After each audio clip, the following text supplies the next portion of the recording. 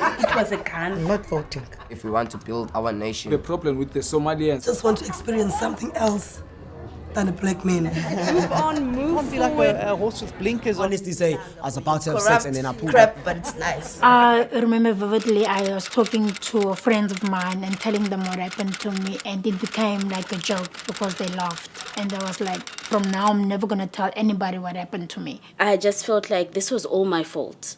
I had agreed to date him, and who was I going to tell? Who was going to believe that something like this had actually happened to me? Who was going to believe I was sexually assaulted? Because people would just say, but you were not raped, so you are fine. But I wasn't. He damaged my life. He damaged me physically, but I survived. It felt like this whole sexual assault just ruined my whole life. My name is Boyiswa Angelina Nsadu. I'm 46 years old. I'm a mother of 4. I'm an HIV counselor, and I'm also a rape survivor. My name is Fumana Nhlonhlo. I'm 37 years old. I'm a rape survivor. I'm also a maternist. I'm 49 years old. I am a rape survivor. My name is Chipo Wacha. I am 23, and I'm a rape survivor. In 2010, I was sexually assaulted by an employee that I traveled with. I made a case at work. He was found guilty of sexual harassment. However, the outcome was that he should be taught how to treat women. I was depressed. I had major post-traumatic stress disorder. I wanted to die because I feel I couldn't survive this as a mother of 2 boys, being married for 18 years. However, I had to cope with this because I couldn't give up on my children and on my marriage. And I knew that there was a special purpose and plan why I'm on this earth. I had a court case which was cancelled every time, postponed. Eventually, when it was, the lady that prepped me for this case was not available. The person who was available, the prosecutor, didn't know anything about my case. My case was over in 20 minutes. I never told my story in court. I then decided that this was so unfair towards me.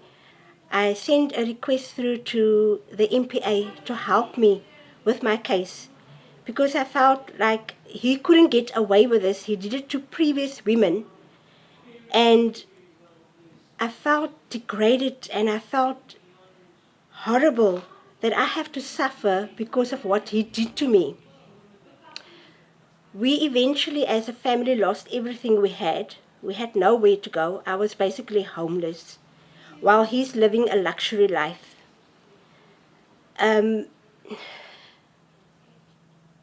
It felt like this whole sexual assault just ruined my whole life. It's only now that I'm recovering.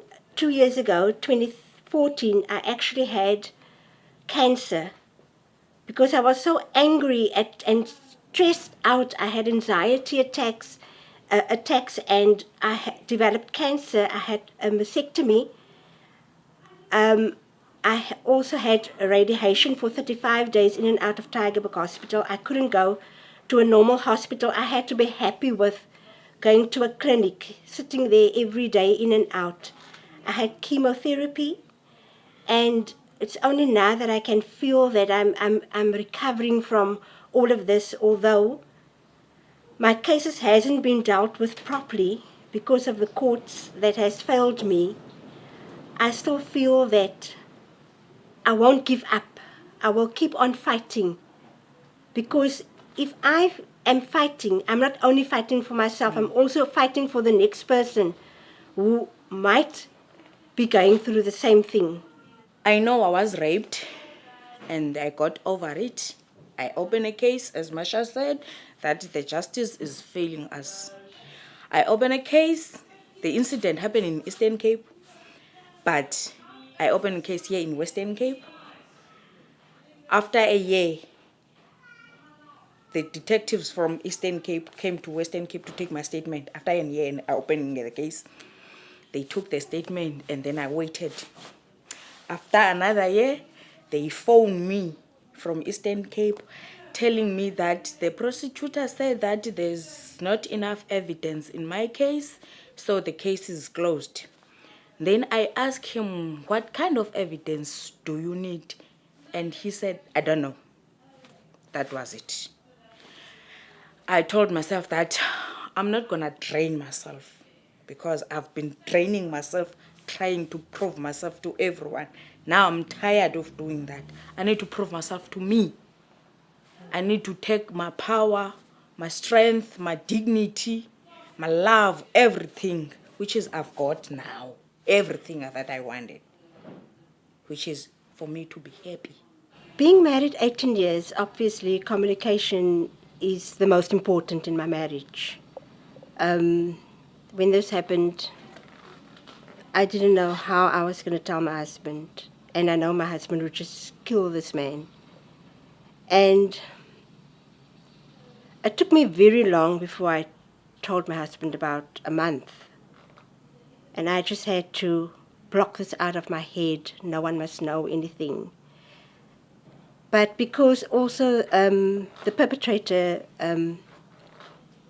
he also threatened me, and he offered me money, things like that. And I realized that I'm really in a bad situation. Eventually, I told my husband. I spoke to people at work, at the HR department.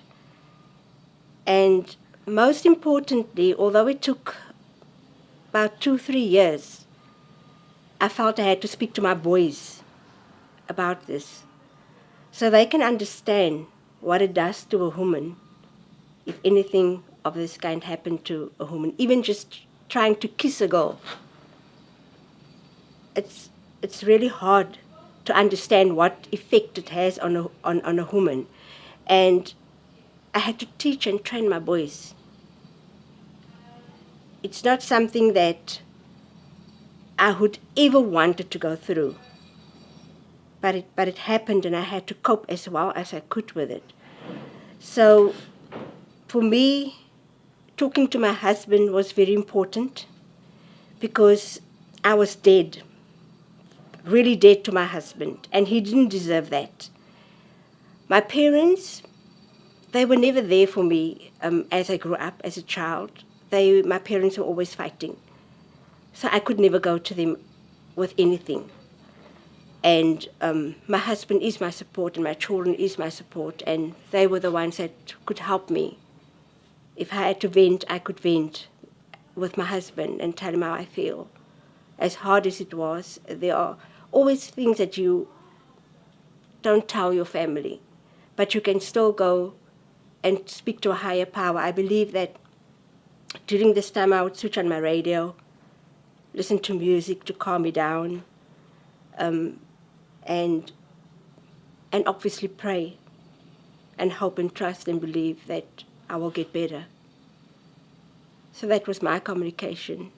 For me, I would say I never had anyone to talk to.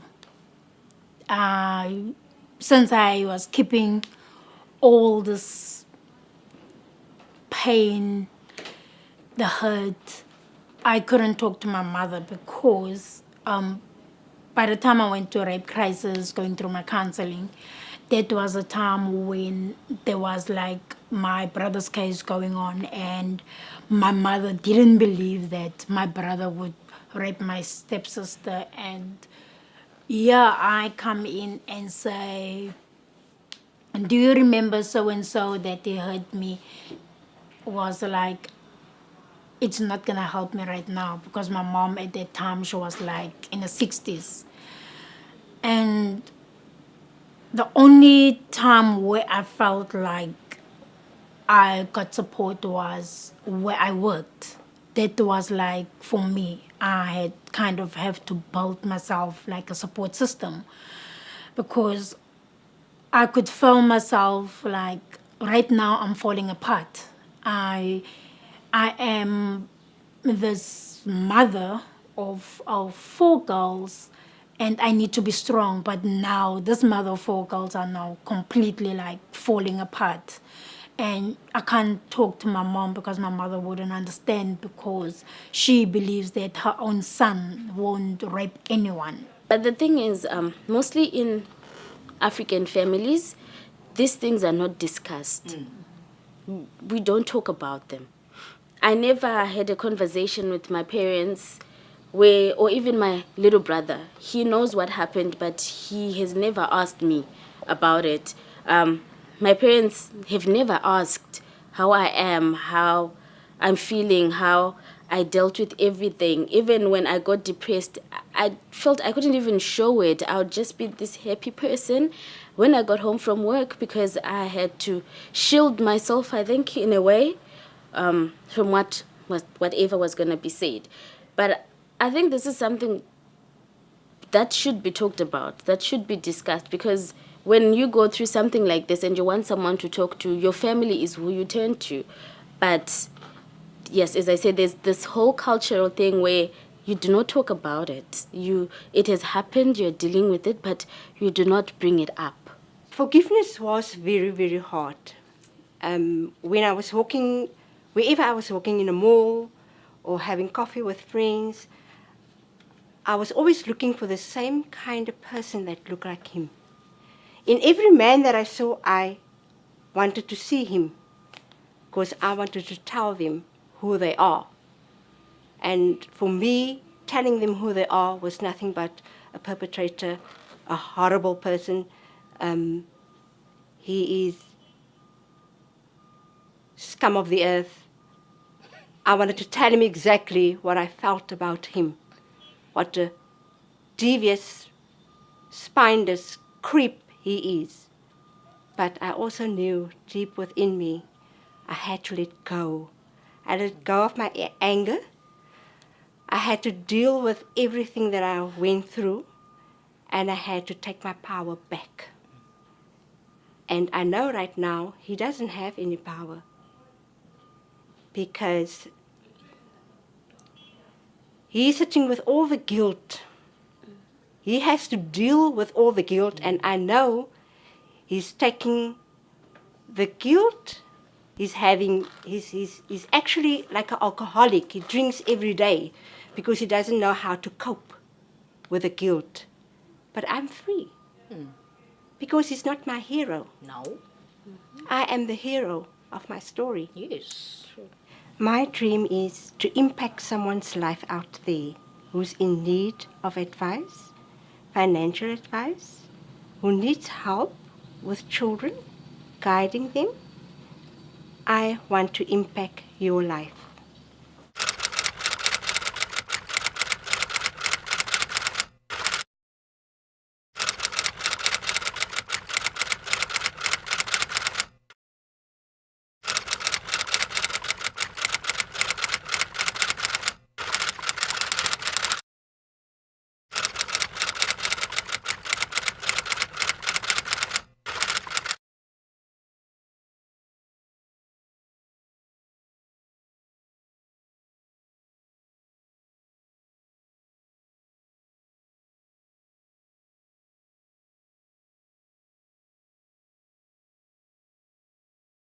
It damaged me physically, but I survived. It felt like this whole sexual assault just ruined my whole life. My name is Boyiswa Angelina Nsadu. I'm 46 years old. I'm a mother of 4. I'm an HIV counselor, and I'm also a rape survivor.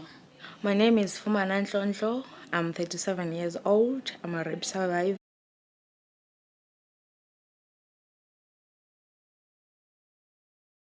It was a gun. I'm not voting. If we want to build our nation, The problem with the Somalians, Just want to experience something else than a black man. Don't be like a horse with blinkers on. Honestly say, I was about to have sex and then I pulled crap, up. but it's nice. I remember vividly I was talking to friends of mine and telling them what happened to me, and it became like...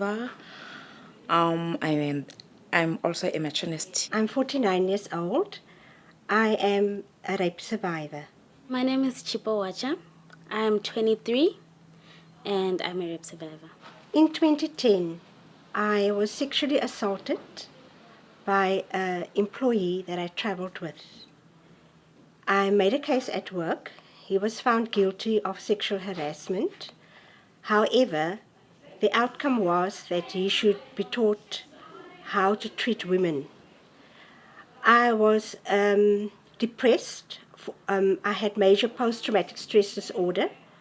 I wanted to die because I feel I couldn't survive this as a mother of 2 boys, being married for 18 years. However, I had to cope. The joke because they laughed, and I was like, from now I'm never gonna tell anybody what happened to me. I just felt like this was all my fault.